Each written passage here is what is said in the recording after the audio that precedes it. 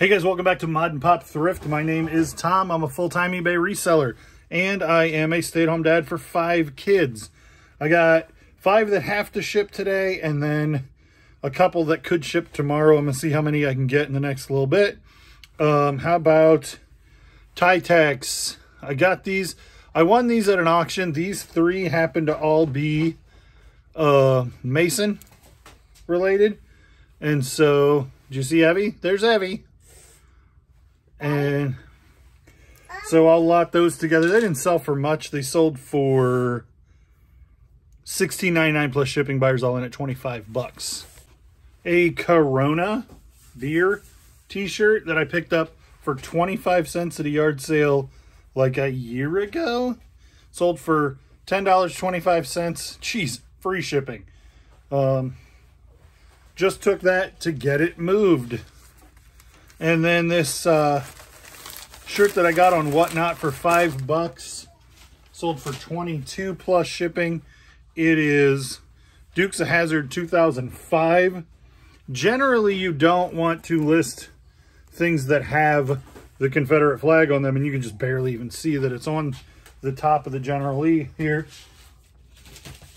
But Dukes of Hazzard stuff tends to not count against you. But if you're selling like an old Harley handkerchief that has the rebel flag on it, you can get dinged for that. But generally doesn't count. So that's 3 of them. And we have this single stitch Harley Davidson shirt that I picked up the other day for $1 at that yard sale. Sold for 22 plus shipping. Single stitch Harley Davidson. Harley 3 years ago was fire. Now it's cooled a little. The 3D emblem stuff is still going to be really hot. This probably would have been a $40 shirt 3 or 4 years ago. And now it's sold quick for 23. But Harley, like just plain just plain stuff is going to be harder to move. It's going to move slower and for less money. Really, really good stuff is still really desirable, but it's fewer and further between. And holding for a couple of hours after somebody tried to get me to sell this for 65 free shipping, I got 78. And the deal with that was I harped and harped on, don't try to get Holy Grail money. Don't try to be the top of the market on that video. This was the lowest one, the lowest priced one on the market, and it had only been listed for 1 day. So to take like 7, so that would have been like almost 25% discount in 1 day when I'm already the lowest one on the market. That doesn't make a lot of sense. That's giving it away. But I was the lowest one on the market, so I knew that guy wasn't getting one cheaper than mine. But then somebody else came along and paid full price without asking any questions. So made life easy. Teapot sold. Okay, so this jersey is in an envelope already. Sold for $10.50 on offer plus shipping, so the buyer's all in at $17.50. This lady's Patagonia I sold for, I think it's a better sweater. Yeah. When I wanted this, I wanted the dolly. Oh, I paid $12.99 for this at Goodwill. Sold for, I've had it for a while, and I kept sending like, I had it listed for 55, and I kept sending like $50 and $48 offers. And then out of the blue, this person I didn't send an offer. They sent me a, would you take 45 question. So I replied with offer, $45, and it sold. So this. I don't expect to continue to sell jackets as the weather warms up, but some of them will still sell. Patagonia. And then the only other thing, I don't think I'm going to actually ship it today. Spaceship Earth sold $125 plus shipping. Buyers all in at $138. Or no, it's free shipping. The box is a giant turd on this. It's really bad. I wish the box was better. It's almost to the point where I'm like, I shouldn't even send it, because it's like, you can see the brown spots and the brown spots, and it's broken and more water stains. So it, like, I almost didn't list it with the box, but I feel much safer shipping it in the box. So it is what it is. But that's sold for $125 free shipping. I'm guessing I'm probably gonna cost me $15 to ship it UPS, and then it will and I'll end up putting almost $100 in my pocket on that particular piece. And it puts me awful close to break even on sold numbers. Oh, geez, Levi listed this at 7 inches, 5 inches, 4 inches. That's the size of the box. And then the weight is 7 ounces. So we're going to have to do something about that. I was trying to guess how much this was going to cost to ship, get a reasonable idea. Going to Tennessee. Oh, and he listed it to ship flat rate priority mail. Good thing it was free shipping. Yeah, $14.28 is what it's going to cost to ship. And so $138 buyers all in. I'll probably put $90 or $100 in my pocket. Does she have a name? She does have a name. Her name is Teresa. Teresa. I think that's everything. So I'm going to put that in a box tomorrow. But I've gone to 1 day handling time just because I'm top rated seller. And so I get a discount. And I've always done free returns because I get like 1 return a quarter, maybe 2 or 3 returns a quarter. So the benefit is worth the benefit of having free returns is worth the risk of having free returns. So I do 1 day handling time because on free returns, 1 day handling time, you get a 10% discount on final value fees. I'm looking for a box that I made and I didn't use, and I don't know where I sat it down. Anyhow, that's everything from today. So I picked these shoes up like a week ago, and they both looked like this a minute ago. Like the guy, I think the guy was a skateboarder, just kind of thrashy, trashy. But I cleaned this one up. You want to see how you do that? It's like stinking magic.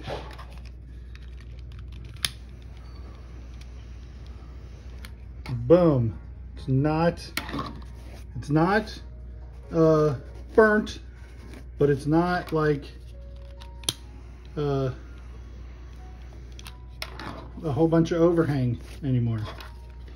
So if you've got a bunch of stray threads, heat them up. And that shoe looks so much better than it did a minute ago. Good morning, Mod Pop Thrift. Tom, stay-at-home dad for 5 kids and a full-time eBay reseller. Today is Thursday, and my junior hirer stayed home from school, not super sick. I think he's got a sinus infection, just a little under the weather, but he's not babysitting. I don't expect him to babysit, but he is entertaining and in there with Evelyn. So if she needs anything, one of them can come get me, or he can help her out. Anyway, so I got a little bit of extra time to hang out in the storeroom today because I didn't have to take him to school. I didn't get any earlier start because of that. But anyway, a handful of things sold. Good stuff. I told you yesterday this sold and I wasn't shipping it yet, so I'm got to get it out today because I do one-day handling, which I don't love having one-day handling. Feel like it puts an undue amount of pressure on getting everything out quickly, which if I wanted pressure, I'd have a job. So I like the idea of the saving 10% on the final value fees. But if this becomes a thing where I'm like, oh, I got to go to work again today and do the stuff, I'm going to just eat the 10% and go back to not feeling like it's a burden. Anyway, got some stuff to ship, so let's look at it. So, Epcot I have to ship. And then I have 9 things that sold besides that. Sold yesterday. For my last 11 days, I had 2 days in a row that are $150. And then for the last 11 days, my lowest sales total has been $248. And that can be misleading in that includes the sales tax they paid and the shipping that they paid, and it doesn't have the fees taken out and stuff. But it is a barometer to say my sales numbers have been pretty good. I'm not, like, the $500 that I paid, I wanted to say I'm not paying a lot for much of this stuff, but I did the math, and I don't remember how many pieces I calculated, not the little tiny, like, signs and stuff, but the just major pieces that I got. 450 divided by however many that was $37.50 per piece on these things that 2 of them sold for $50 a piece. So that's not really making money. I guess it'd be 67. I was making 33. It cost me 12 to ship. Paying fees on the 100 total was probably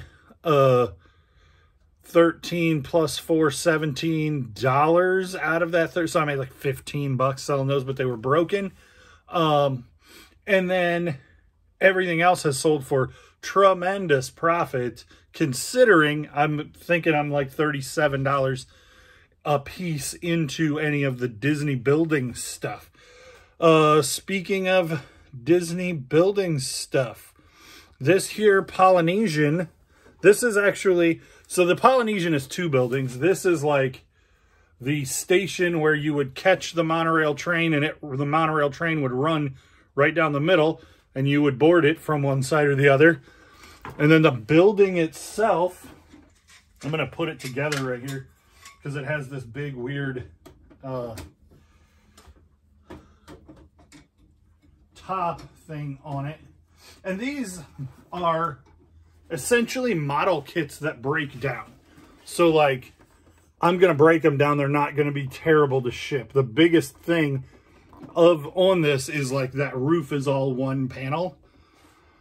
But, so this sold for $175 plus shipping. So the buyer's all in at $208.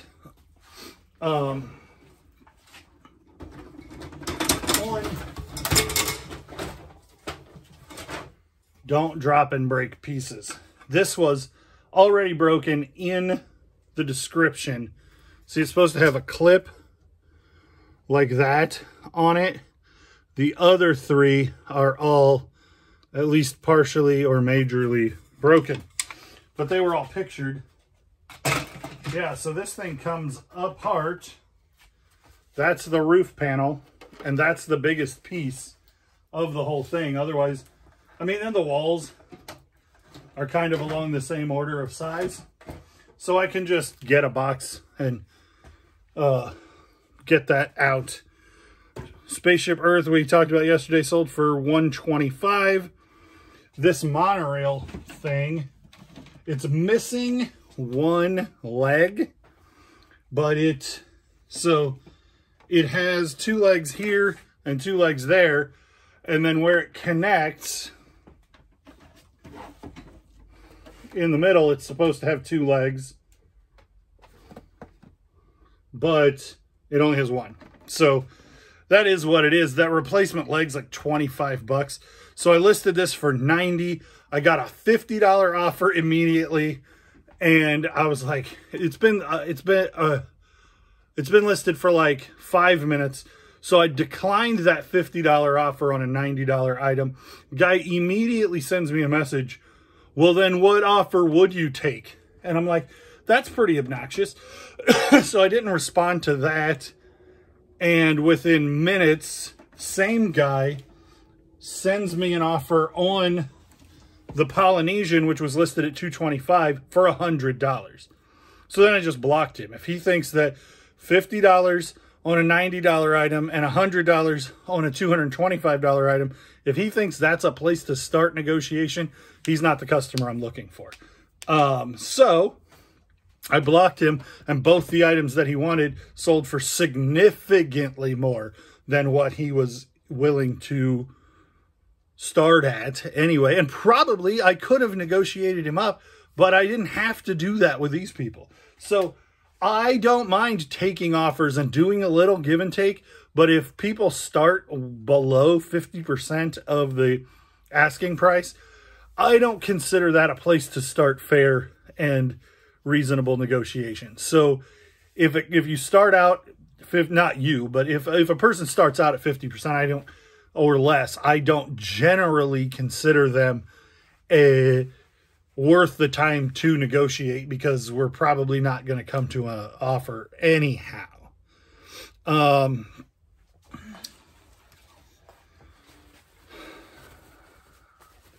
But that is also based on the idea that I make sure that normally my items are priced at the bottom, or at like close to the lowest, or definitely the lowest. Like normally, if you find my items, it's because it's the lowest price in that one in reasonably the same condition. So 50% of me being at the bottom of the market is different than like a shirt that I have. I have two t-shirts that are listed for 180 or thereabouts each, and I have a collective $10 into them, less than that even. And so if somebody came in at $90 on those, I'd be like, well, how? Like, I would play ball with that guy, because I don't have those at the bottom of the market, and they're not the kind of thing that has a strong sales history. And at this point, they've been listed for more than a week, so they're not going to just get snapped up at that full price. So there's a lot to the offer negotiation thing. But if it's been listed for 5 minutes and mine is cheap and you still want 50%, no, thank you. Thanks. Move on. Umbro. We sold a pair of these shorts the other day. Sold the other one. I only had two just now for $24.99. These are like soccer. I associate this brand with soccer. They're checkered pattern. They were kind of like exercise shorts in the 90s. And they were popular then, and they remain popular. So they're kind of like swimming trunks feel, but they're a good thing to pick up. I would pretty much always pick up vintage Umbro. They sell Umbro at, I think I'm saying that right, at Walmart now. So new, but isn't necessarily worth picking up. But made in the USA vintage Umbro is worth the time. So if you find it, and you don't find it that often, pick it up. My buddy, wherever I go, he goes. There, I sang the My Buddy theme for you. Blue eyes and brown hair. This is my buddy. It's not really my buddy. I picked him up nude for not very much money somewhere. I think it was Goodwill for like $3.50. He used to have a hat taped to his, or sewed to his head, and now he doesn't. So he has a red patch, or maybe he went to a punk rock concert in the 80s and came home with a color patch in his hair. At any rate, whatever's going on with his life in the underworld. He sold for $29.99 free shipping. In a week, maybe a little more. Buddy of mine had a couple of remotes for things he didn't have the parts for. Sold them, 2 of them to me for $15, I think. This one all by itself sold for $11 plus shipping. If you don't know how to test a remote, you put batteries in it. Even if you don't have the part, put batteries in it, point it at your phone, like I'm doing right now, pointing it at my phone. This doesn't have batteries in it. And if you do the selfie cam, the light you will be able to see it light up like it's an LED, but it's not in a color range that you can see with your naked eye. But what happens is your phone takes it in. Your phone only presents colors that you can see. So the camera can see it, the phone interprets it, shoots it back to you in a color spectrum of purple that you can see. It's ultraviolet. And so then you know that this remote is putting out a signal on every button. So then it does work. And I do that with the remotes all the time. I've never had a complaint about a remote that I sold that I didn't have the unit to test. Because there's an outside chance something got cross-wired in this 2. Every time I press 2, it comes up as power. Like that.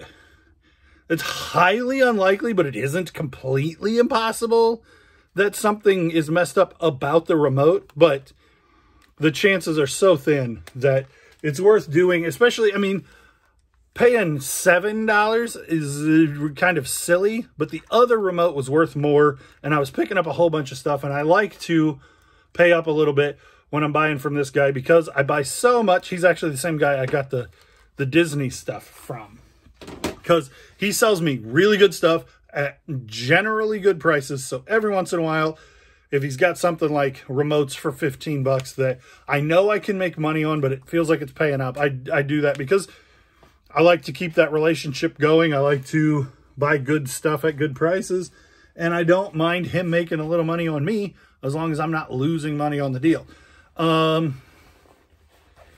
Paid not very much for this Harley.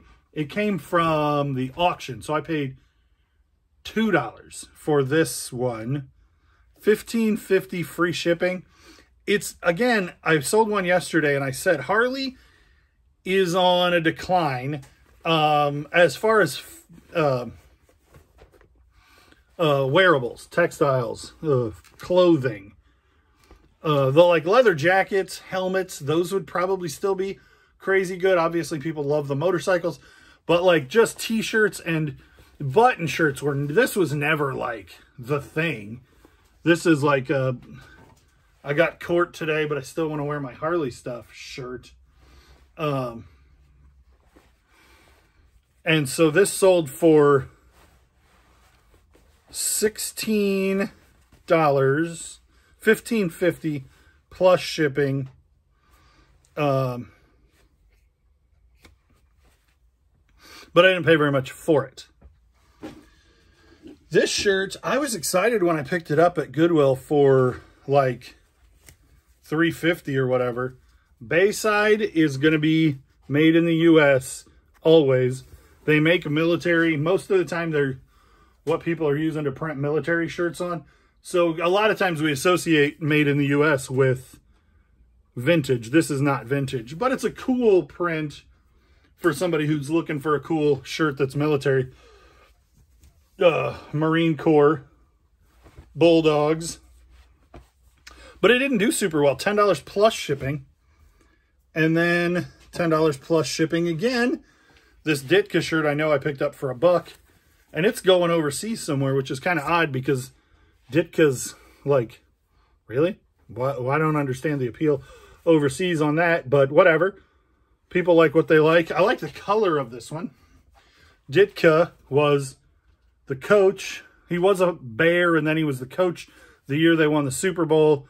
And then this is from his restaurant in Chicago. I don't know whether or not that's even still there. 1, 2, 3, 4, 5, 6, 7, 8, 9. 9 items to ship. That's the whole kit and the whole caboodle. So, if you notice, haven't done a thrift with me video in a little while. It's because I'm going to try to do a no source November,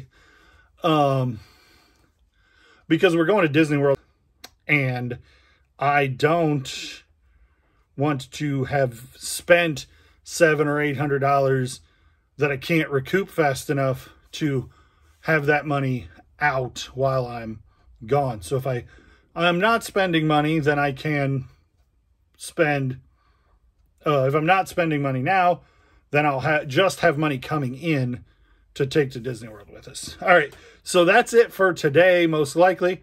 Thanks for watching. Thanks for liking, commenting, and subscribing. Check out this guy's channel, Tiger Thrift.